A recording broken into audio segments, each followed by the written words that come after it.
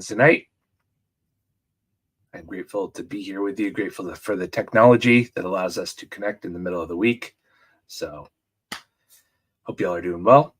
Check in with me when you jump on. We have YouTube, we have a couple different Facebook locations. So, AJ's here.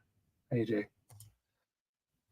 So, we are going through the book of James, and we are going through a list. So, a lot of things going on.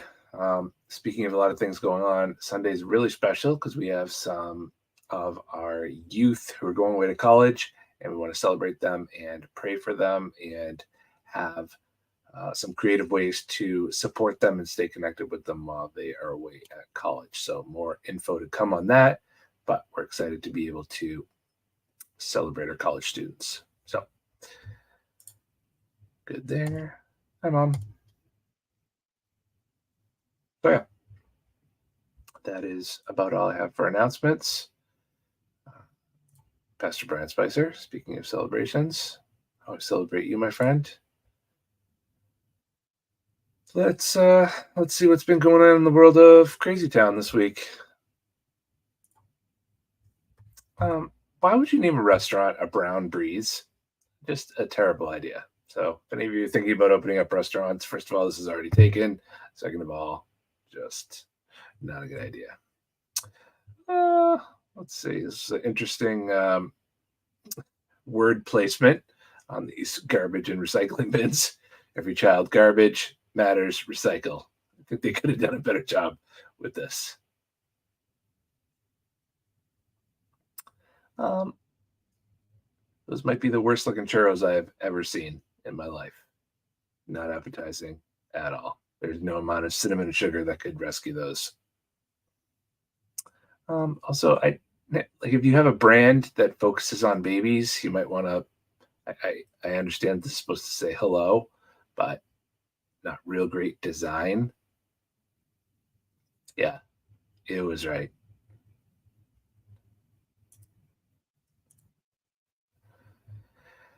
Let's see. Okay, back to the churros. Hi, Claire. Here we go. Bookmark. Oh, wait, did I pass one? Yeah, I don't know. That was the baby one. Bookmark literally had one job. You did a crepe job. Unbelievable. For those of you wondering what's wrong with that, that should be a G for grape. Okay. This is a tough one. All right, so rooms 301 to 314 are that way. Rooms 313 to 328 are that way. So 313 and 314 are on both sides. I don't know what's happening, but very confusing. Oh, here's a painted horse with very human-like eyes. Creepy. Oh, look at those pancakes. Those pancakes, or is that just raw hamburger on a plate with something sprinkled on top of it? I actually think they're supposed to be pancakes, but that was not a fantastic cooking job with those. Oh, I just got traveled and got a real special keychain to London. Well, stuff. That is horrific. Whoever has to clean that up is going to have a very long day. That's a tough one. Oh, how about this? Hey, would you like some homemade eggnog? No, thank you. Looks like that has been curdling for quite some time. Eggnog is sketchy anyway, but that does not look good at all. Oh, look at this. It's a, uh-oh, skipped ahead. No, don't want to skip ahead. Oh, sorry about that. All right, we're back to eggnog again. If anybody wanted to see the curdled eggnog, look at that map. A couple things wrong with it. If you're looking at that and being like, oh man, that looks great. It's a map of the world. Is it? I mean, it kind of is, but there are several misplaced headings there. So that's a tough one. also the Southern Ocean. Let's see. Again, just what is happening with the color combinations here? I don't even. I just can't. Ooh, look at this takeout caprese salad. Just a pile of tomatoes, cheese, and balsamic. I mean, I guess technically that's what it is, but I think it's they could have done a little bit better than just dumping it all into a thing. Uh, whoa. All right, we're having a little bit of trouble with the. Let's do this. We apologize.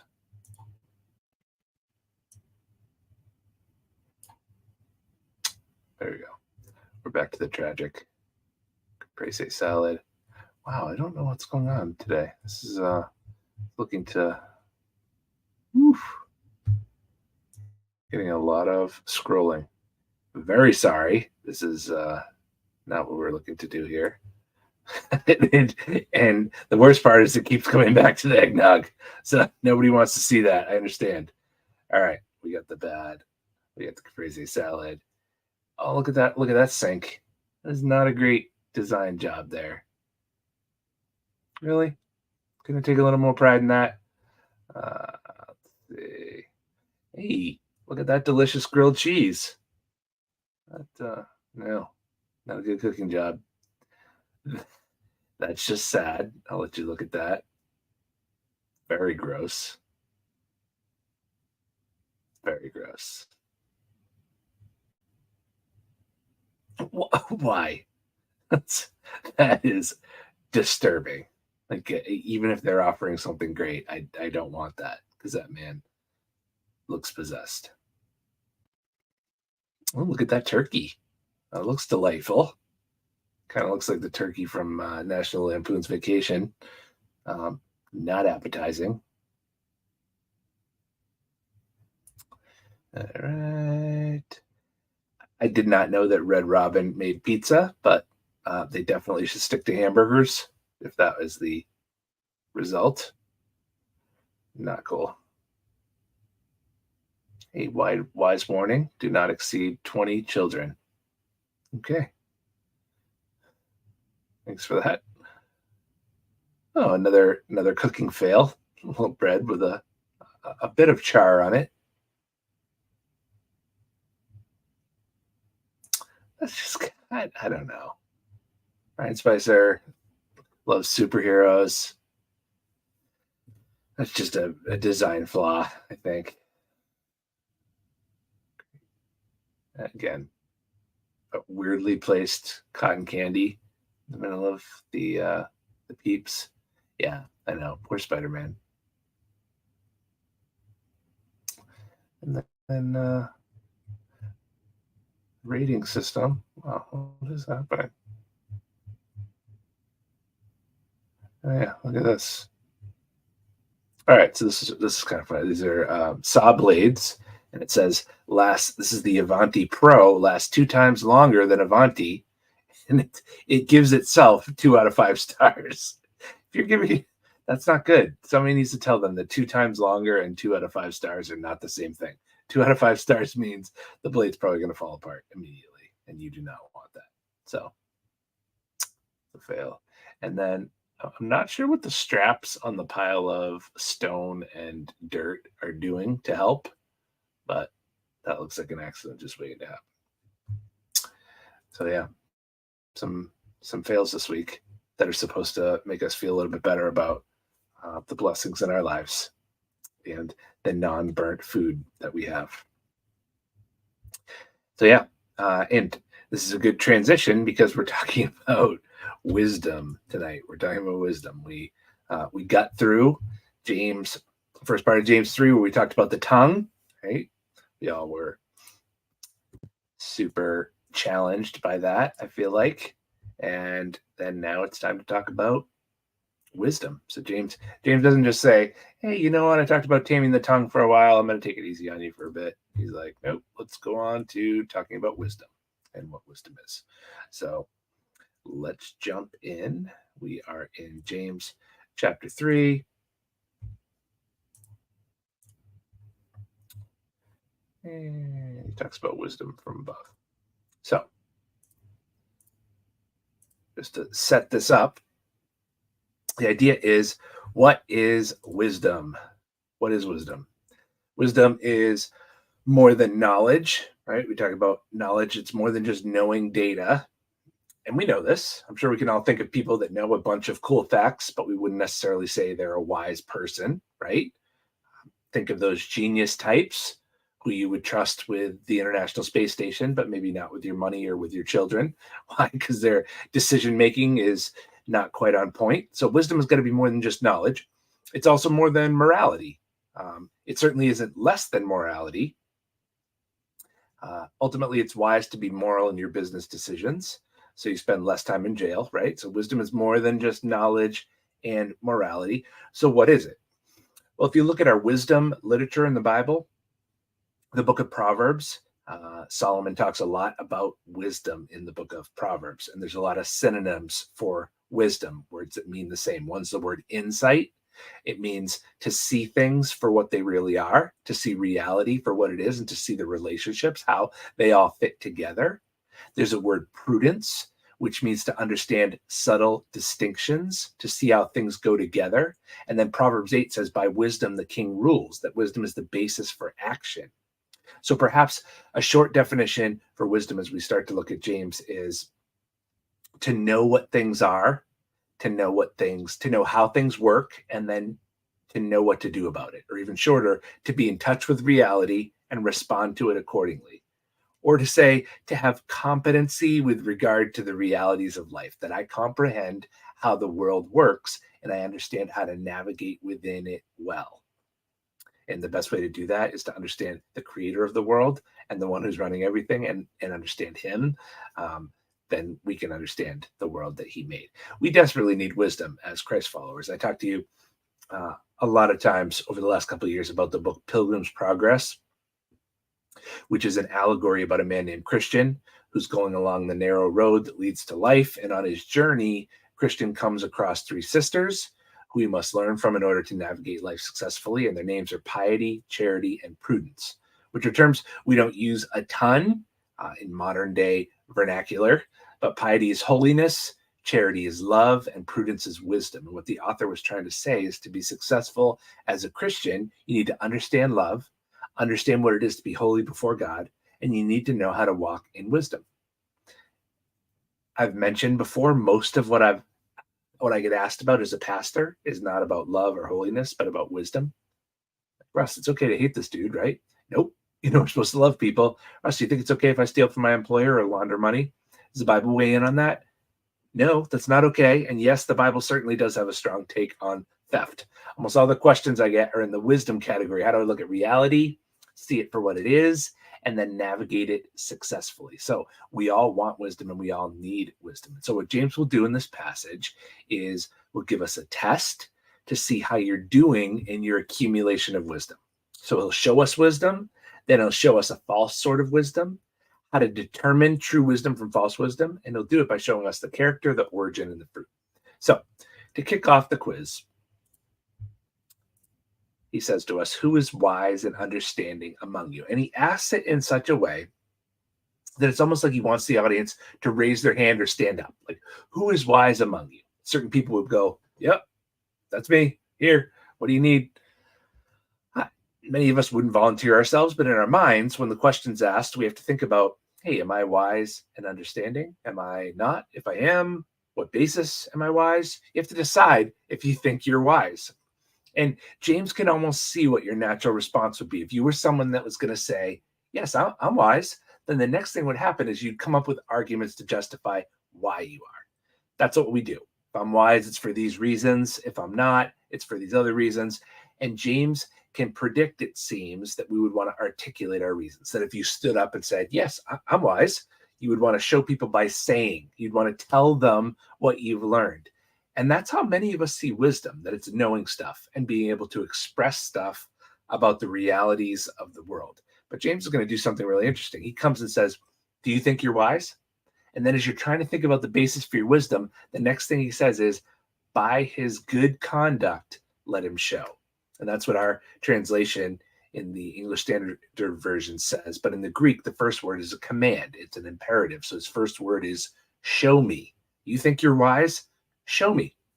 So it's like he's waiting for you to speak and start telling him why you're wise. And then he's like, oh, shh, I don't want to hear you say a word. You don't show me wisdom by what you say. I don't need to hear a word from you. I'm going to see if you're wise by looking at your life. Your life will show me if you're wise or not. You think you're wise? Show me. By your good conduct, he goes on, performed in humility that comes from wisdom. So he says, I want to see your wisdom through good conduct. There's two translations for the word good in the Greek. The word is first is agathos, which is a moral good, and then another one, which is kalos, which can certainly mean moral good and does mean that, but it can also be translated as beautiful. And James is saying here, show me wisdom by your kalos life, your beautiful life, that it's morally good, but not just morally good. It's that we would look at your life and all be impressed by it because it's a beautiful life, that there's a symmetry to it, a proportion to it, a balance to it, that you have a life that's lovely, attractive. And James says, show me you're wise by the fact that you live an attractive, glorious, beautiful, good, moral life. And how do you do that? Good question. Because you are day by day accruing deeds or works that show me humility that comes from wisdom. That's what James says. How do I know you're wise? I look at your life and I see a beautiful life. Why? Because when you do stuff, what you do is characterized or marked by a central feature of wisdom, and that's humility. How do we know you're wise? Because you see that humility or meekness or gentleness that comes from wisdom. How do you know you're wise? Because you're humble. True wisdom is characterized by humility. Russ, how do you know that? Well, as you look through the Proverbs in the Old Testament, they always say a wise person is a person who understands that they don't know everything. The wise person understands, I don't have all the answers. The fool in the wisdom literature is the person who thinks they know everything. The fool is quick to speak because they think they have all the answers. So if you think you're wise, you're a fool. If you think you're a fool, you're barreling down the road toward wisdom. And it's not just the Bible that says this. There's a book by a guy named Lawrence Gonzalez called Deep Survival, about how to survive in terrible conditions. He researched people who survived plane crashes, car wrecks, shark-infested waters for months, people stranded in the wilderness, but nothing but their cunning and a fork, people with all these crazy scenarios. And the question was, how do you survive in dangerous situations? And the number one factor of who survived, the most essential thing needed, was humility. What? Not CPR or like superhuman strength, humility. The book posed that the people that die most often in dangerous situations are the people who know just enough to make them dangerous, that they'd be in hostile territory. They think they know what to do. They're like, hey, everybody follow me. And then they fall off a cliff. It's like, no. The book includes story after story, from Navy SEALs to astronauts to paragliders. One dude had a great day gliding, which basically means he didn't injure himself. But then the next day, things were going bad up in the air. And rather than bail out and pull the ripcord, he's like, I can do anything. And then he crashed and died. And the reason he died is because he had had a good day paragliding the day before. And so suddenly a good day made him think he knew everything. So the reality is the fact that he thought he was wise ended up killing him. And James says, if you think you're wise, be careful. You're probably a fool. Why? Because humility is the essential characteristic of wisdom. Why? Because wisdom takes God into account. The Bible tells us that the fear of God is the beginning of wisdom. Wisdom begins by realizing all this isn't about me. There's something bigger than me. There's someone bigger than me out there. Proverbs 3 will say, by wisdom, the foundations of the earth were laid.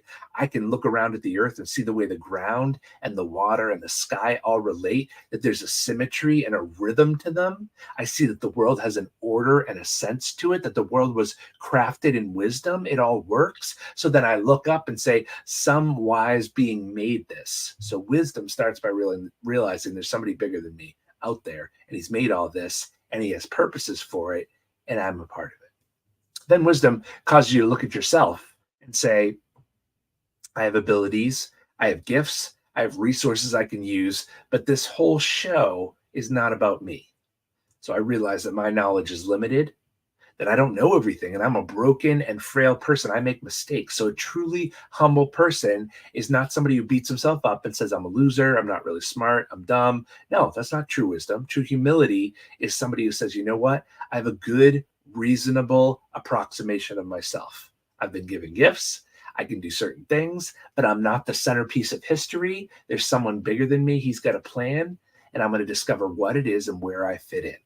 So true wisdom is marked by humility, not seeing myself as the centerpiece. By contrast, James shows us the opposite character of wisdom in verse 14. He says, but if you have bitter jealousy and selfish ambition in your hearts, do not boast and be false to the truth. So true wisdom has humility as its essential characteristic. Therefore, if you have envy in your heart or selfish ambition, don't boast about that. If you're envious of other people or ambitious about raising up your own status, don't be proud of that because you're lying to the truth. And what he means by that is that you're deceiving yourself about what wisdom is. We go back again. The essential characteristic of wisdom is humility. So if you're not humble, you've got something, but it's not wisdom. True wisdom is humble. If you're envious or ambitious, you've got something else. What does he mean by envy? In Greek, it's the word zealous, and zeal can be a good thing. Like God is zealous and he's jealous for us. He wants us to worship him alone. Why? Because he's the only one worthy of it. It's a sensible position on God's part. Somebody can be zealous for God, wanting to honor him, but here James says bitter envy, which means I don't have zeal to honor God. I want to honor me. Envy is a super dark thing. It gets weird. I want to possess things that aren't really mine. And if you're envious, James says, be careful. If you look around and you see people who have what you want and you wish harm on them, that's a problem. This word gets used all throughout the book of Acts about teachers who watched the apostles, the leaders in the movement, the early followers of Jesus. They rose up. They were gaining the attention of people and the affection of people and some big audiences as they preached the gospel. And these guys got jealous and they tried to hurt them. Envy. You have what I want, so I want you to be hurt, and then I get what you have. It's a cancer. It's a bad deal. So you be careful. If you're envious, if you're selfishly ambitious, you walk into a group and you see somebody in a leadership position, you think, that person's a fool. I should be leading this group. I should have the power. They should be gotten rid of so I can take over. I want what they have. I don't like them for having it. I want to see me rise. If that's you, be careful because you're automatically not wise, because a fundamental characteristic of wisdom is humility. If you want to raise up you and empower you and go you've got something, but it's not wisdom. So James says, be careful. And he's actually going to go on to say, this is not wisdom from God. It's the exact opposite. If you are not humble. We don't talk about this a lot, right? You don't think, oh, you know what? What's a good definition of wisdom? Where does wisdom come from? Humility. And humility comes from seeing us like God sees us, which is a good thing and a humbling thing at the same time. It's like God who rules everything, God who actually is the center of all creation and the center of the universe, looks at me and values me. It's a humbling thing, and it should keep me humble because I am not the center of everything. And wisdom is understanding that God rules the world, that he made the world, and so he understands how the world should operate. So that's why we dive deep into his word. That's why we dive deep into community, because we want to follow God together. We want to honor him with our lives. And the best way to do that is to know him, to learn about him, to live that out in our lives. And wisdom means we are humble. It starts with that foundation of I don't have what it takes, but he does, and I'm following him. I want to be part of his story. So cool thing is we get to do that together. I'm really excited about that. So I appreciate our community. I appreciate our network churches and pastors that support us and encourage us. And I appreciate the group of friends and family that stick with us on Wednesday nights. I appreciate you all. You all have been very special to AJ and I, and we appreciate you. And we're just really grateful for what God's doing in our lives as individuals, our lives as a community, and our extended community here on our Wednesday nights. Thanks, Layla. Thank you, Claire. Appreciate you. Nancy Breen is here, sliding in under the radar. All right. So I hope you all have a great week. We've been praying for you. Elders are still, we get a name every day. And so we've been lifting you and your families up in prayer. Remember, come on Sunday, celebrate our college-bound students, and we're going to hit our part 2 of our Life of Abraham series. So I'm excited about that. It has gotten significantly cooler inside the church, so I'm also excited about that. So we will be streaming, and they're live on Sunday. Take care. Let me know if you need anything this week, and we will talk to you soon.